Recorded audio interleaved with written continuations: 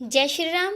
भगवान राम और माता सीता की कृपा सदा सर्वदा आप पर बनी रहे। आप सभी को सीता नवमी की हार्दिक शुभकामनाएं। वैशाख माह के शुक्ल पक्ष की नवमी तिथि को बहुत ही शुभ माना गया है, क्योंकि इसी दिन माता सीता का प्राकट्य हुआ था।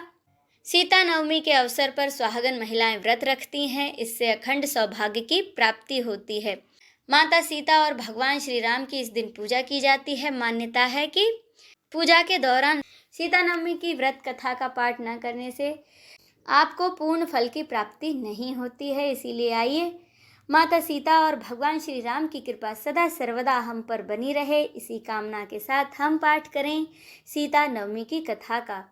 रामायण के अनुसार एक बार मिथिला नगरी में लंबे समय से वर्षा नहीं हो रही थी, इससे कि पूरी मिथिला में सूखा पड़ गया। इस बात को लेकर राजा जनक बहुत ही चिंतित थे।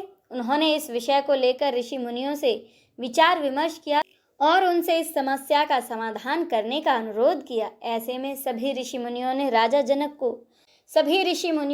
जनक से कहा कि हे महाराज, आप स्वयं खेत में हल चलाएं। इससे इंद्र देवता अवश्य प्रसन्न होंगे और वे वर्षा करेंगे। राजा जनक ने ऋषि मुनियों के आदेश का पालन कर वैशाख माह के शुक्ल पक्ष की नवमी तिथि के दिन खेत में हल चलाया। हल चलाते हुए राजा जनक का हल मिट्टी में गड़ गया। जब राजा ने अपने सेवकों को आदेश दिया कि यहाँ खुदाई करो, तो सब सेवकों ने वहाँ पर खुदाई की। उस जगह की खुदाई करने पर उन्हें एक कलश मिला, जिसमें कि एक कन्या थी। राजा जनक ने जैसे ही उस कन्या को अपने हाथ में उठाया, वैसे ही तेज वर्षा होने लगी। राजा जनक ने उस कन्या को अपने पुत्री के रूप में स्वीकारा और उसका नाम सीता रखा। उसी दिन से हर साल वैशाख माह के शुक्ल पक्ष की नवमी तिथि पर सीता नवमी मनाई जाती है। बोलिए सीता मैया की जय। भगवान श्री रामचंद्र की जय। नमः पार्वते पते हर हर महादेव की जय।